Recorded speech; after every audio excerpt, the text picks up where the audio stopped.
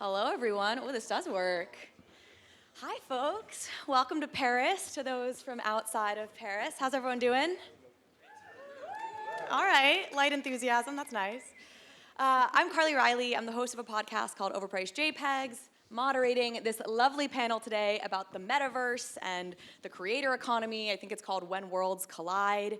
We're going to be talking about how each of these amazing panelists are working in the Metaverse, how creator-first businesses are really at the heart of this Web3 revolution. Amazing panelists on stage with me. We have Sebastien to my left. He is the VP of Metaverse and Web3 here at Ledger, the reason we are all here. Betty to his left, the co-founder and CEO of Deadfellaz. I'm sure we got some Deadfellaz fans here in the house. Yeah. We have Brycent to the left of her, big Web3 gaming streamer on YouTube, Twitch. I think we'll throw out some of your stats. I think you're the biggest stream for a Web3 game like of all time, which is pretty cool. Also co-founder of Lootbolt. And then all the way at the end, we have Champ, who is a Web3 architect. He is responsible for bringing Snoop Dogg, Eminem, a number of other big players that you may have heard of into Web3. All right, that got some love. And the founder of the crypto fund, Welcome to the Block. Do I have that? Love it. So I absolutely do not want to do the, what's your definition of the metaverse thing? But you all work in different industries. I mean, we've got education, you've got a PFP, but broader IP project, music, gaming. Would love for you each to share, to kick off, a specific story, an aha moment, an insight that you feel like you've really gained about your industry or about the way that Web3 and the metaverse is operating in your particular space. I think specific is always super valuable. So let's kick it off with you, Sebastien.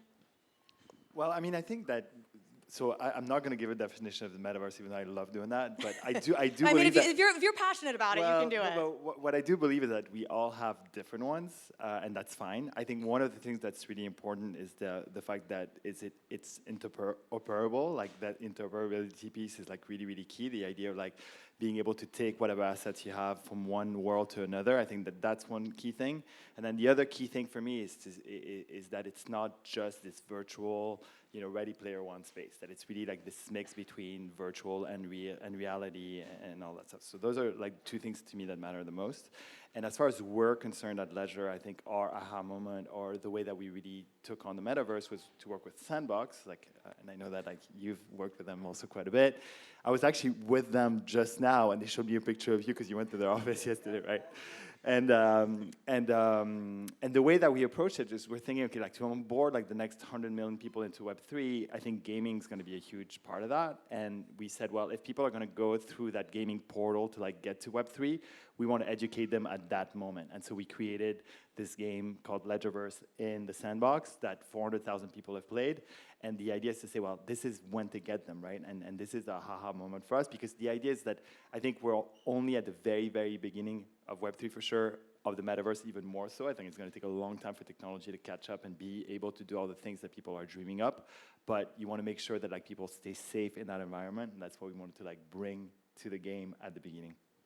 Amazing. Betty? I think that we already kind of are in the metaverse, if that makes sense. I think that we've been operating that way for a really long time. Our communities are built online, in online spaces, and sometimes never leave that online space. And so when we talk about what the metaverse is moving forward, I think it's just applying Web3 technology to existing spaces in many cases. A lot of new platforms coming out are in their very early stages, and there's less users and all of that. But I think it will get there because we're learning what people want and how people are utilizing these spaces. And to go off what you were saying, the interoperability, which is such a buzzword, but such a focus for us in particular at Deadfellaz, really to be able to facilitate our communities to navigate wherever they want to go and experience the metaverse however they want to. I think that the answer will be different depending on who you ask. If you ask someone on the street what the metaverse was, they would probably say I don't know, but is it black and neon? Because that's the idea is Tron. But it doesn't have to be like that. I think there's a lot of cool stuff coming out that reflects the needs of different industries. So just as long as we prepare in terms of getting the tools ready for that interoperability moment, I think that's the way forward, right? Is there a moment you've been really excited about? Because I know you and I have talked before. I know you sort of understood the NFT thing, understood digital scarcity basically the moment you heard about it, right? You heard about NFTs and you were like, oh my God, I get this. Yeah. Which is not everybody's experience, obviously. A lot of people still very much don't get it. So in the year and a half since that moment happened, what have been, or is there one like another big aha moment where you're like, okay, I got the preliminary bit of it in the beginning, but I just had this thing happen with Deadfellaz. We're working on this thing that is sort of metaverse adjacent, that's only empowered by the blockchain that I'm so excited about. Yeah, I think we're really early on. So we launched in August, right, last year. And then we knew right away, I mean, Deadfellaz, Halloween had to be a moment for us. We were in lockdown in Australia, so was many people around the world. I think the US was partying. Depends on where you were in the US. But we had to do something, right? So we got a plot in Decentraland, we developed it. I hit up Steve Aoki to do an exclusive set for our holders. We token gated it. We streamed in other DJs. We displayed art from people in our community, and it was really one of the first touch points, I think, that a lot of people had experienced anything like that, especially token gated. And it was just awesome, like mind blowing. We had a POAP machine in there, like a vending machine, and it was just so cool. You know, whether people use Decentraland in the future or not, like for me, that was a moment. This couldn't happen before. It couldn't happen otherwise. So yeah, for that a was project really cool. with such a strong community, it's like meetups in a virtual environment. That's not just a Zoom kind of environment. Like you felt like this is awesome, this is fun. I mean, people were in there dancing, chatting in Discord at the same time, like talking to each other on the voice chat. Like it was, I mean, our community does that anyway. They're always in the voice chat. But like, yeah, the way that they commune together in multiple ways to create an experience that couldn't be replicated otherwise was really powerful to see and powerful to facilitate. So we're always focused on that now. Like, yeah, what new value can you bring? What new experiences can you bring based off of this new tech? Voice chat and digital worlds, I feel like, are a little bit. Gamers are used to that. Gamers have been like voice chatting in like virtual environments for a long time. Really curious from your perspective, Brycent, like what has been a big aha moment or an exciting kind of story or something you've experienced over the last year, maybe? Yeah, it's interesting. I know when I first got into the space, a lot of what gaming was, and still is for the most part, is like very new, very nuanced, a lot of GameFi. And at first, this is what the primary use case was for Web3. It was the whole play-to-earn concept in GameFi. But we fail to realize, and I think this was the aha moment, Darren Glover, who's my manager, head of gaming at Vayner Sports, said to me was, hey, you don't get up and look to use a ledger as a crypto wallet. You guys don't sit here and call it a crypto wallet. You call it a ledger. And there's rationale behind why it's marketed that way. And my aha moment was the same thing with skins. We don't call them gaming NFTs. As a gamer, I played CSGO competitive. Some of the best CSGO is played right here in Paris, in France. You have players like Shox and Kenny S. You play Valorant. They're called skins, digital collectibles. They're not called gaming NFTs. So I think for myself, it was all of these games are going to have to figure out ways to market their product as a skin, as a collectible. It can't continue to be kind of these traditional marketing ideas around what we've seen in Web3, because you throw NFT on anything in gaming and the gamers think it's cringe. To be honest, I think it's quite cringe because every gaming NFT does absolutely nothing right now. So my biggest aha moment was, one, the marketing side of it, and then understanding that you can leverage how you express things to create incredible products. And it's gonna happen more in gaming, but when you look at what's being built with Ledger, a lot of what gaming assets are going to entail is being able to take a Ledger Stacks and play on my home PC and stream for 4 hours, and then be able to take a trip to Paris to talk in front of a huge audience like this, and then go down to a gaming cafe with my Ledger Stacks and stream from there using those same assets. You can't really do that right now. So I think that the biggest thing is how we shape and market and message to build a space that is inclusive and makes it understandable for gamers outside of Web3 to know that this isn't a scam. It's not about gamification and making money all the time, but creating insane experiences.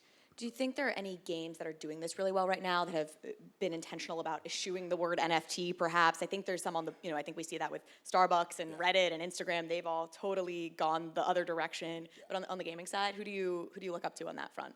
I had a feeling you'd be like, hey, what games are... Put you on the spot here. Goodness. So I think that I got to participate in that Ledgerverse experience in Sandbox, and I thought it was very interesting and very telling about the educational side. But when it comes to the entertainment front, we're very new, but a couple of games that I would say look out for. One, Dead Drop, run by Dr. Disrespect. He's one of the largest Web2 content creators and has streamed the game to tens of thousands of viewers currently. Very early stages, but did a very low-cost mint that is attractive to traditional gamers to jump into. Shrapnel, another big game being built. I'm very much an FPS guy and someone who likes the AAA quality games, so those are two that I'm really looking out for. And then kind of like a sleeper, if you're a fan of like the nostalgic NBA Jam style feel, a game called Chibi Dinos. I streamed it for like 4 hours one day and was like, yo, this is actually kind of hard. It's like a dinosaur basketball game. And yeah, it sounds absurd until you actually jump in, and it makes a ton of sense. It reminded me of like Vince Carter and actually becoming a Toronto Raptor. So They've been around for a while, I feel. Yeah, Chibi Dinos. I remember them from like when I launched last year. I'm pretty sure. Yeah, like I would get spammed by like random holders for like the longest time, and I was like, damn, bro, I'm really bored today. Let me just click on this and see what the game looks like. And it ended up being like an insane experience. So yeah, Chibi Dino, shout out to you. Quick final bio question for you, Brycent. Were you doing gaming streaming before Web3 and then moved into Web3 gaming? So I was a content creator before, but I had failed at content like from the age of like 12 or 13 up until I would say college, and then I stopped because I was trying to become a software engineer. And like my biggest telling moment in terms of the connection between Web 2 and Web 3 was CS:GO. I had a YouTube channel that popped off like crazy during the CS:GO era. And CS:GO gambling skins, and dude, it was $1 billion industry. And then Valve one day, because some kid took his mom's credit card and swiped up like 10 grand in skins, said, hey, no more CS:GO gambling. We're gonna just stop you. And a lot of people fail to realize those are digital assets that are just stuck within a centralized entity on Steam, run by Valve, that you can't do anything with, and gamers are just okay with that currently. And if you want to sell it, you break terms of service. But I mean, we saw an asset the other day sell for $400,000. That's a gun skin in a video game that losers like me like to play. Well, I call us losers, but I have fun with it. But it's crazy to think that years prior, there were already these open markets. And you can go back all the way to the RuneScape days when people were selling gold accounts and all that stuff. So yeah, I was gaming before, but it definitely didn't take off to this point, I would say. It sounds like the Vitalik origin story. He was like mad that whatever game he was World playing. of Warcraft. Yeah, World of Warcraft like messed with his skin that he had, or whatever, his character. Or anything like based on cars, like whatever Pokemons and all that stuff. Same kind of idea, right? As long as you're collecting, you Once want you realize it. the whatever, centralized company can mess with you, you're like, something needs to change. Champ, how about you? You're obviously in music. You do investing. Aha moment over this last year when it comes to the metaverse, Web3, and the industries in which you're playing. Well, it was before last year. An artist by the name of Nipsey Hussle, he released a mixtape called The Crenshaw, and he priced it at $100. And at the time, mixtapes were usually free. So in a sense, I was just looking at how he was engaging with his community. And he got the likes of Jay-Z. Jay-Z actually ordered 1,000 copies, and he sold out that same day. And once you bought the mixtape, you were able to go to concerts, go to meet and greets, and get to have a personal experience with Nipsey Hussle. So ever since he did that, I always looked at that like, wow, that's a cool way to engage with your community. Like, imagine an artist like Snoop Dogg doing that, or artists like Eminem doing that. So when NFTs were brought up to me, I was like, that's how I want to implement myself in this space and give artists a new way to incentivize their consumers on, consuming music. Because for years we've been buying music. We've been going to concerts. We've been always putting our money up front for these artists, but never been able to get the personal experience and reap the benefits on that side. So I just saw that the community was the forefront of this space, and it was like so intriguing to me. And I was like, how can we bring someone like Eminem who has an ape, someone like Snoop Dogg who has an ape, and create content and give the community a chance to actually partake in that and get to meet them and buy the merchandise and, watch them perform at Ape Fest. And it turned into all kind of other things, and now I'm stuck here. Yeah, and they did their performance at, was it the MTV, the VMAs, VMA Music Awards? Yeah, we got nominated at the VMAs for Best Metaverse Music Video. We lost to Blackpink, but it was cool to just, experience that and really be like one of the first to do that. It got 1 billion impressions, and a lot of apes, look at that as like the proof of concept to what you can do on utilizing the IP.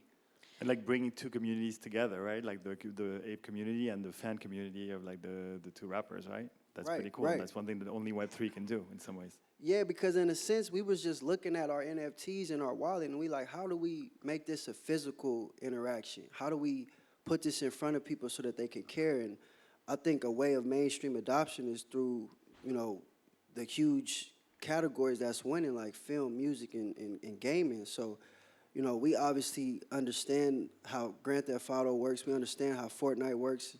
They're buying all these things, but they don't get to own them and they don't get to trade them. So we wanted to do the different side of it as far as giving the artists in the community Creative Commons. So once you buy it, you get to own it. You get to remix it. You get the stems, you get the instruments, and you get the vocals. So once you get it, you get to do whatever you want with it. We don't have to sign off on anything. We want you guys to be creatives and just tag us, and we're going to retweet it. What has been your biggest learning? I mean, you're at the very forefront of this. We're so early in this whole journey. Eminem, Snoop, these guys have been really like the first big names to be testing this space. What have been your big takeaways from the experiments you guys have run thus far? Well, really, we just having fun with it. Like, I think once you stop having fun, that's when you start to sweat and start to, like, question yourself. Everything we've done has been, like, right then and there. Like, we did a collection on OpenSea because my father didn't want to wait to set up his own site to mint. So we were like, all right, we're going to just do it on OpenSea, and we released over 250 songs. I onboarded some OG rappers from Death Row back in the day in the 90s where a lot of their songs were just sitting on the shelves. So we released them on the blockchain, and we got the likes of all kind of Web3 influencers. And what we essentially did was we bought NFTs, we bought World of Women, we bought doodles, and we used that as the cover art. So in a sense, it was like the theme song for that community. And it was just a cool way to create art, and we got to see how talented this space is. And a lot of EDM producers remixed our songs, and it was like a beautiful way of cross-pollinating. And what I took away from that was, it's not just all about hip-hop. It's not just about one genre. It's about how do we push towards one direction of creators' empowerment. And that's essentially what we want to do, because my father started off with Death Row where he wasn't making money. He wasn't getting his masters, and Suge Knight was looked at as a bad guy, and now we can own our narrative in this space and really choose how we want to be presented and choose how we want to create moving forward. So I'm just all for this space, and I can't wait to see what else aroused from this. Sebastien, you mentioned Ledgerverse. Yeah, okay, let's do that. Clap it up. Love I it. think that's right.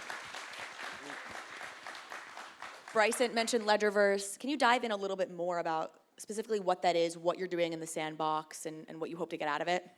So first of all, because we're in Paris, I have to shout out the fact that like both Ledger and Sandbox are French companies, even though they're very global. Like I'm gonna be like wearing my French hat.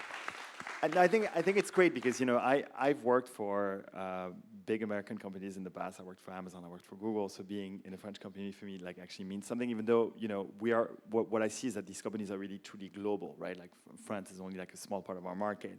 But I love the fact that like I can walk over to the Sandbox office because it's like 500 meters from here.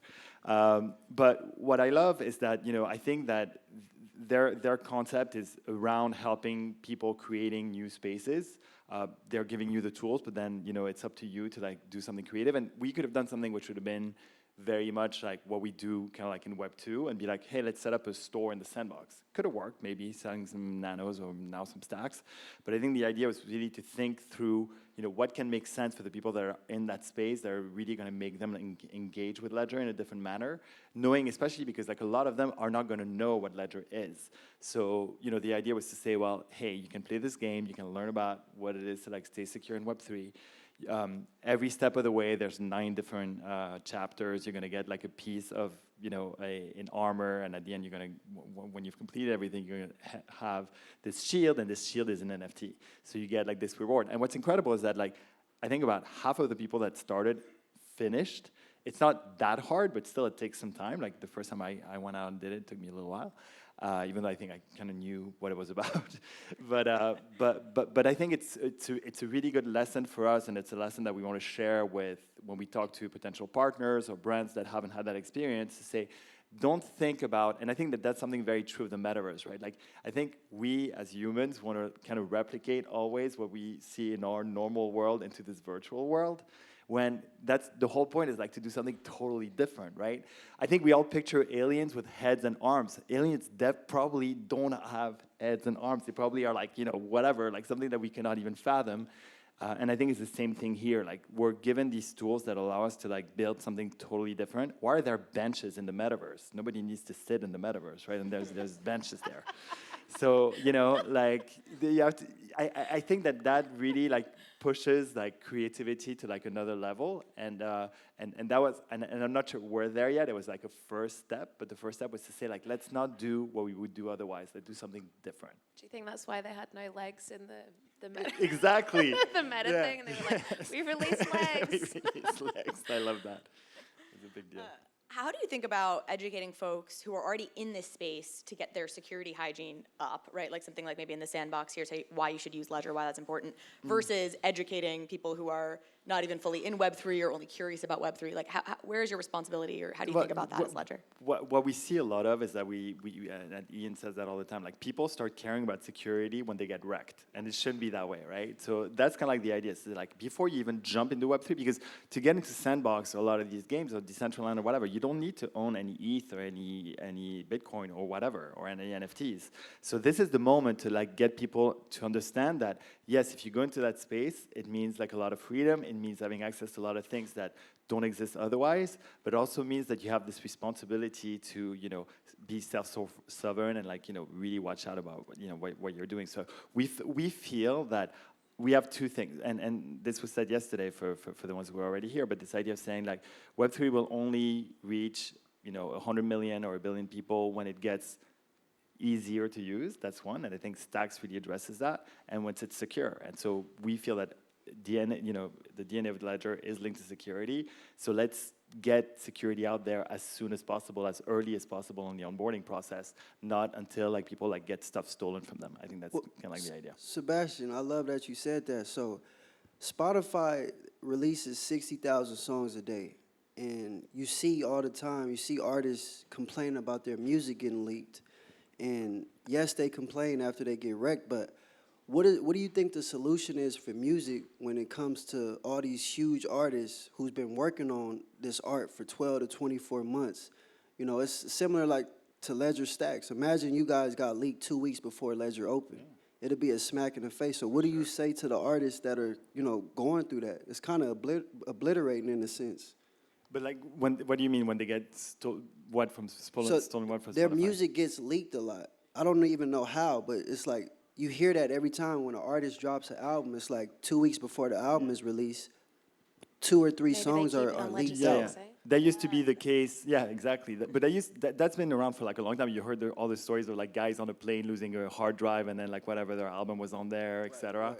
And then that was the whole Napster thing where people like stealing from record factories who were actually making the record before it actually came out, and then it was on Napster 2 weeks before. I didn't know it was still a thing because I figured that like now, people anyway have access to all the music in the world. To me, so they should keep the music on a stack, and we'll see how that goes and how we can help distribute it, because I think the next revolution is how do we create new distribution channels where the artists are able to not take whatever, like 30%, or, I mean, the way I feel, like that the whole model is being done right now is kind of screwed up, right? Like, I don't know who was saying that Apple, which is the biggest company in the world, takes 30% of whatever people are like putting out there, which is more than the mafia takes.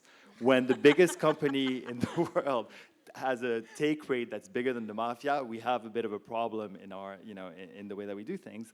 So I think that, turning things around and making sure that like artists can get, and I think it's less of a problem for really big artists. It's more about like smaller artists, and how can we make it so that, through the 1,000 true fans, they're actually able to like get their dues, create their communities online, distribute their music or distribute their merch or whatever, and actually get fair pay from what they're doing, right?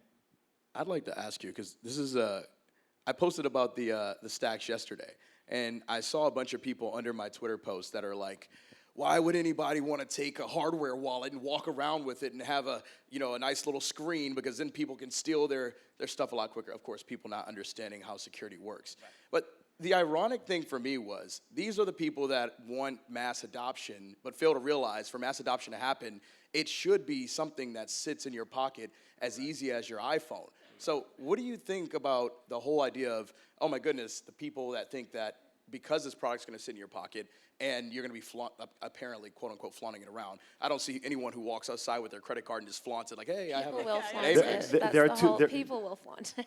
Stacks and stacks. Like that's going to be a thing for sure. There are two people on this stage that are wearing ledgers around their necks. We're flaunting it now. That's what I was thinking.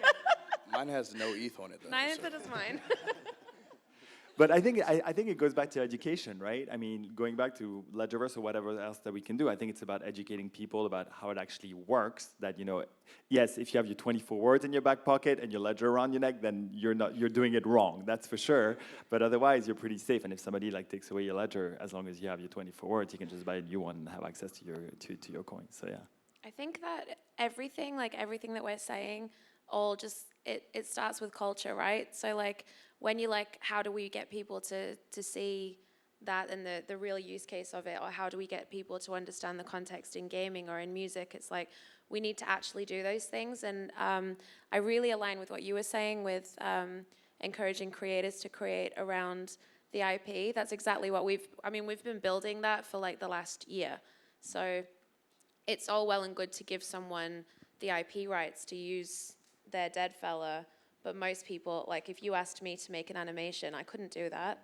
You know, like I don't know how to do that. I don't know how to make it so I can stream and play a game as my Deadfellaz. Like that's not in my skill set, and it's not in the skill set of most people, I think. So we've been working on making sure that everyone that has Deadfellaz has like a suite of tools and resources so that they can do that, and you know, create content however they want to, whether it's like their own music or gaming, whatever they want, you know, and having it as well all hosted on IPFS so that when people are creating these new metaverses or these new worlds, it's so easy for the developers to just plug Deadfellaz in, and our community can truly experience everything that's available to them, which in turn is great for us because it's all like, you know, thousands of people running around the world in the online world as Deadfellaz. But I think that co-creation and facilitating people to really explore that is kind of the way forward, because it gives people a use case.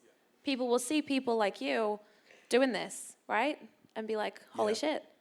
Maybe. No, well, they do. They do now. I'm sure loads of people have explored this because you've been talking about it, and the same with you. Right. Yeah. Betty, let me ask you this. You are a very like vocal founder. You're on Twitter. Vocal?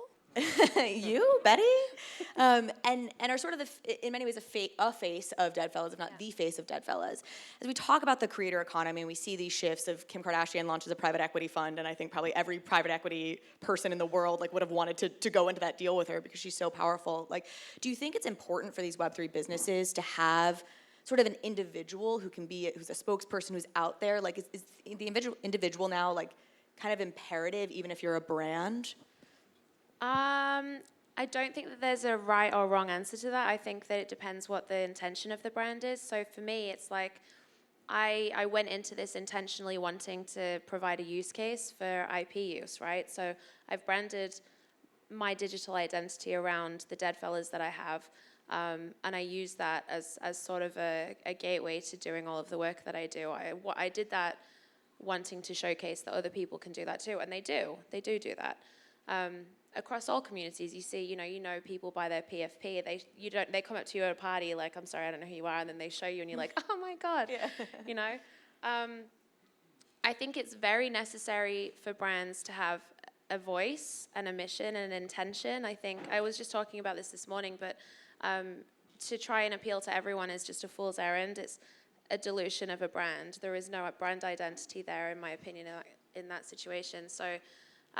Whether that's the voice of an individual or the beliefs of a collective or whatever, I think that is important to have because it transcends the craziness of the crypto world that we're building on, which is wild. It gives a strong foundation to move forward, and it allows people to identify with you easily. I think Gen Z, especially, are so much smarter than previous generations. They can't be sold to. They can't be shilled to. They see through it immediately. They're more likely to, if I say to them, hey, I want to sell you this, they'll be like, okay, you know, if this is more authentic. Yeah, at least, to just exactly. be like, You this have is to what be I'm trying to real. do. yeah, Would like you to buy this. right. A couple more questions, and then I think we have time for some audience questions as well. Brycent, I'd love to hear from your perspective how maybe like Web3 gaming differs from the Web2 world when it comes to either empowering creators like yourself who are playing these games in some capacity, or the businesses you're building around that, or indie developers like the game creators themselves. What do you see as like the big distinctions there? Yeah, I think there are a couple, some good, some bad. So from the creator standpoint, I agree with you. I think having some sort of face or message to the business is like incredible. I mean, I look at what Mr. Beast has done. He dropped a chocolate bar that sells out better or just as well as a Hershey bar. So, you know, when you think of like having a creator at the forefront of your business, it definitely helps you sell and make waves. But in terms of like the gaming perspective, gaming is gaming. You know, the code of Unreal Engine on how you're building a game doesn't change because you're in Web 2 or Web 3, but how you leverage the blockchain decides what the future of your ecosystem looks like. I think from an indie perspective, it's cool to say, oh, wow, we minted out an NFT of gaming assets, and what that does is contribute directly to the growth of our early stage game, because now we don't have to go out and fund with the VC, but there are still some drawbacks because, you know, when you're selling an NFT or an asset to a gamer in the early stage, we have short shelf lives. I went from playing Elden Ring to now Modern Warfare, Warzone, and you switch games quite often. So if you tell someone, hey, I'm making a sick pixelated game, because that's mostly what we have in Web3 right now, is a bunch of sick pixelated games, but it's gonna take you 4 years, but you're selling me the NFT now. I'm like, so am I gonna play this game now or after I've had kids and can't really have the time to do anything? So I think like the shelf life actually matters a lot. And I think ultimately the creator economy in gaming in terms of actual content creation is actually quite poor as a whole. There's so many openings where people can come in and create really cool content. But again, it can't just be, oh, this you can earn $20 a day playing this game or something. No, you gotta actually make funny content. It doesn't stop being in the same circle jerk that is Twitter. Twitter's amazing. I love Twitter, but we sit there all day and I could go ahead and tweet out, wow, damn, Web3 gaming is the future, and get 200-300 likes. But what about all the gamers that actually matter that are gonna play these games? Not the NFT people who invest in them, but find TikTok, find YouTube Shorts, Instagram. I'm sure it's the same thing with music. If you had an artist under you and they went and just tweeted all day and dropped a bunch of tweets about their music, maybe the Web3 people are supporting because they're like, and he's one of 17 artists that work in Web3 music right now, but he's not gonna build a insane fan base that could like sell out the garden off of just talking to Web3 people about music, because they're not his true target fan base, right? It's a small bubble, and I feel like we got to just try to get out of it and bring Web 2 to this space and traditional things that have already succeeded. I know we big on staying in this world that we in, but that's the only way you're going to bring mass adoption, in my opinion.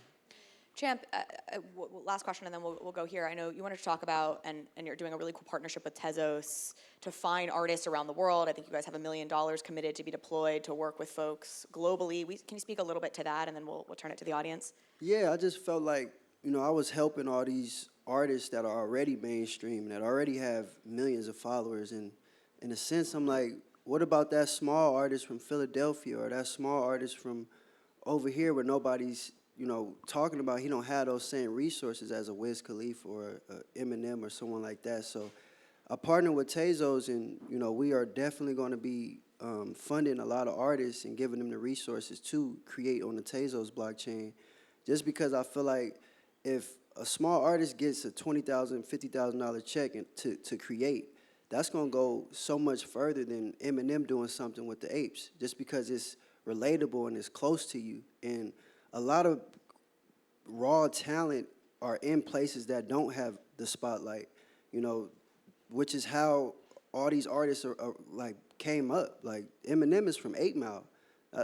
There's not a lot of artists from over there. Snoop Dogg's from Long Beach, California. All these artists are from real unique environments that don't have the funds and don't have the resources. So I just felt like it was my duty to shine light on them and also bring the funds and the resources. Awesome. Well, with that, I think, yeah, we'll clap maybe or not.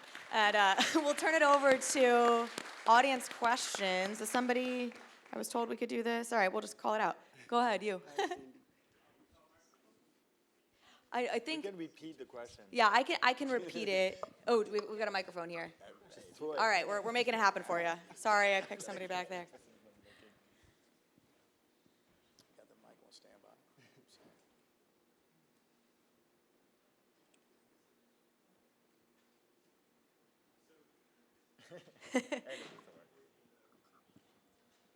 You want to use mine?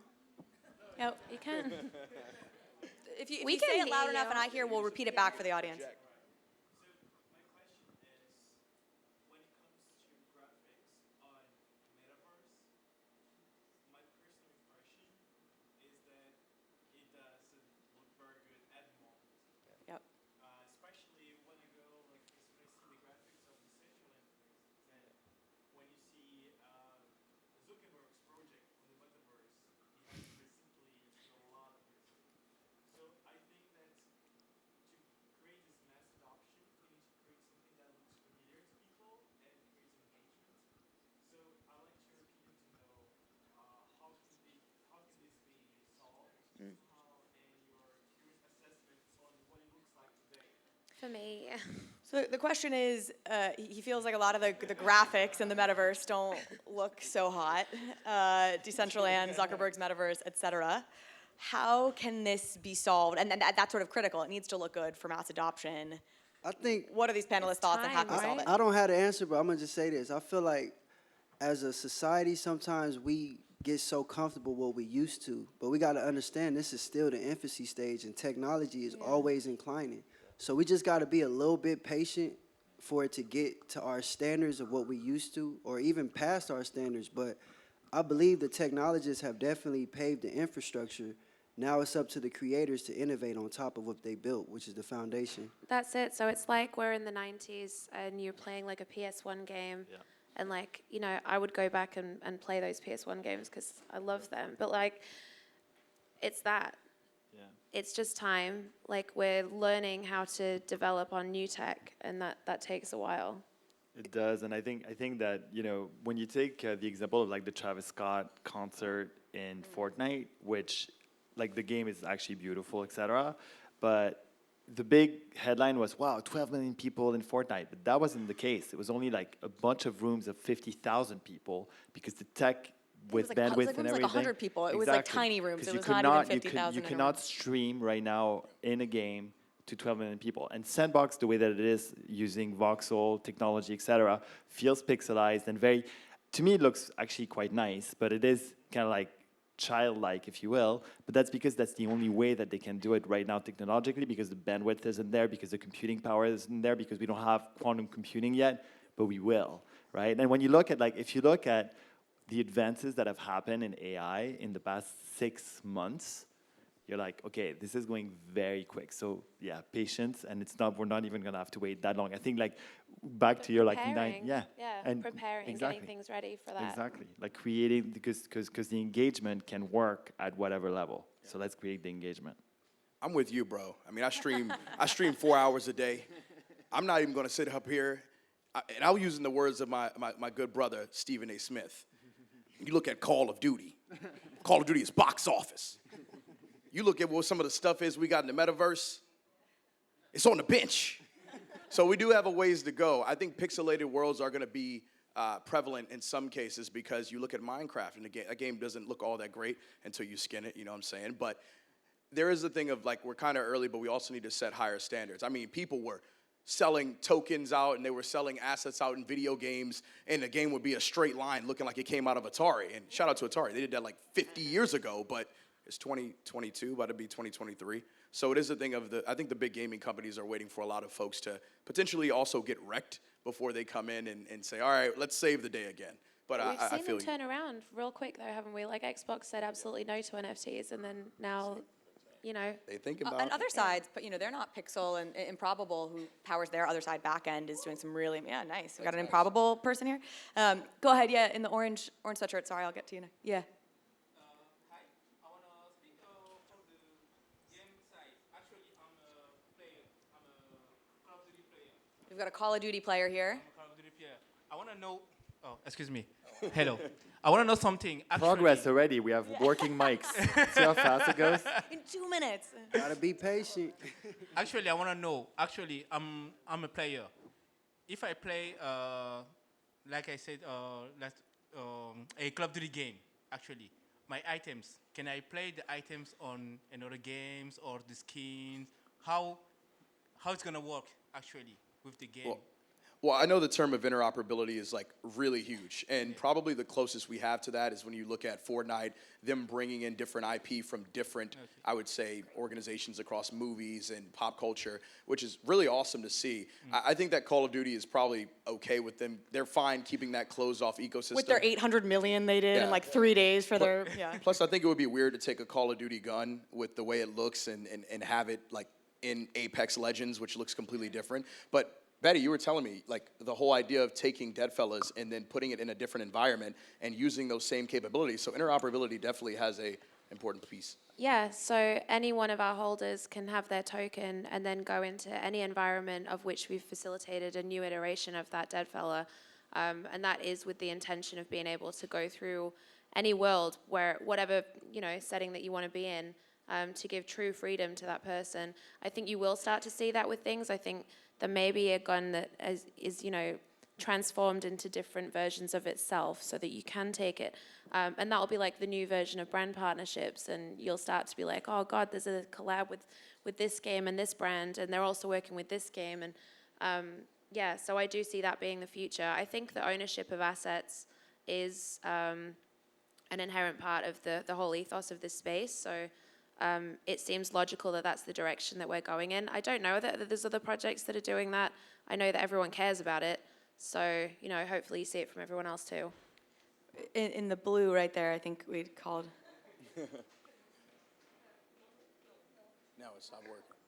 Sorry, is this Stop supposed to go to working on 4:40 or 4:45? Am I running late or right on time? Okay, good.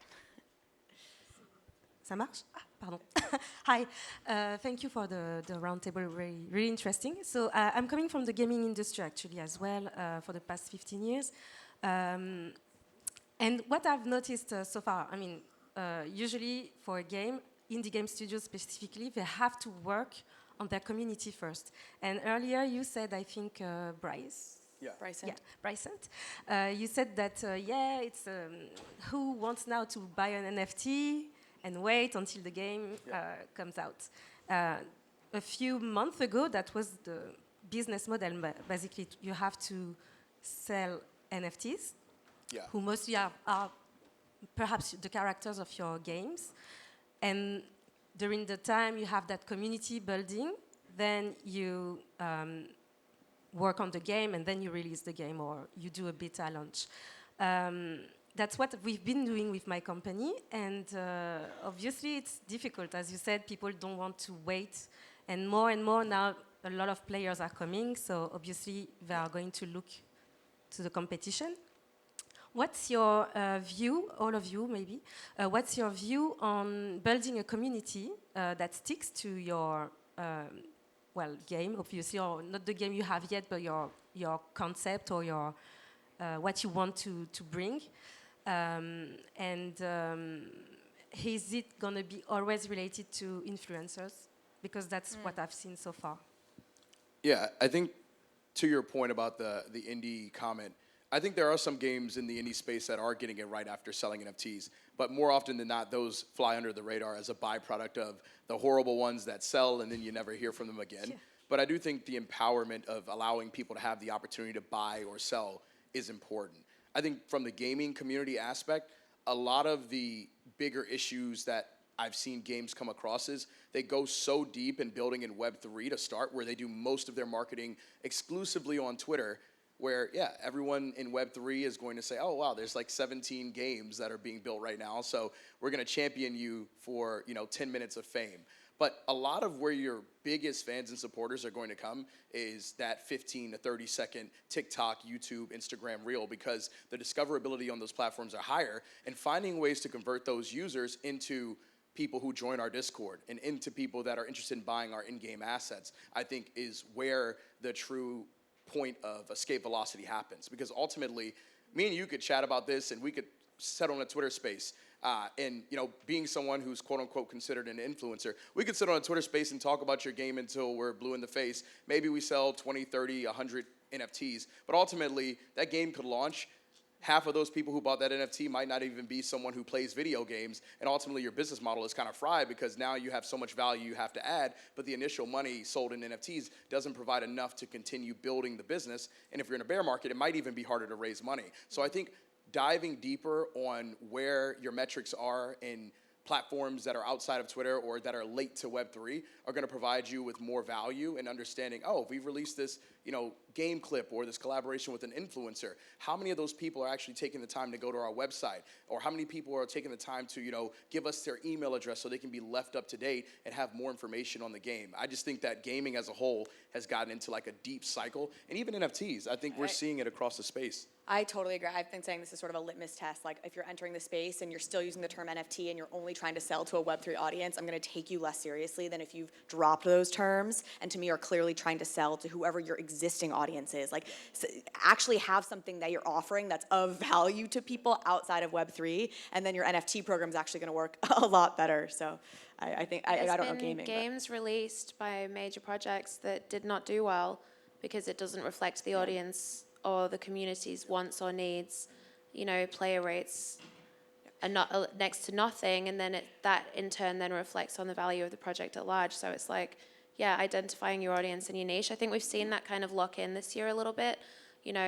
Everyone kind of finding their groove and their identities are strong. So I'm excited for next year when things start to flourish a bit more with that. And knowing that it's like an ongoing thing, like it kind of like never ends. When we released like the Genesis Pass Ledger Market back in July, we didn't know what that meant in terms of like creating that community around all the holders. And we're still learning. We're learning every day about that. And I think I take that as like this amazing learning opportunity also to just like, how do you listen? Who do you listen to? What do you build based on what you're listening to? I think it's just a new way to build a brand, really, because like you're building a brand in a totally different environment with, 10,000 or whatever, like people that are like your brand ambassadors, which didn't exist before. Unfortunately, I have to cut it here. We are a couple minutes over, but thank you, everyone. Thanks to the Thank you. panelists. Thank you.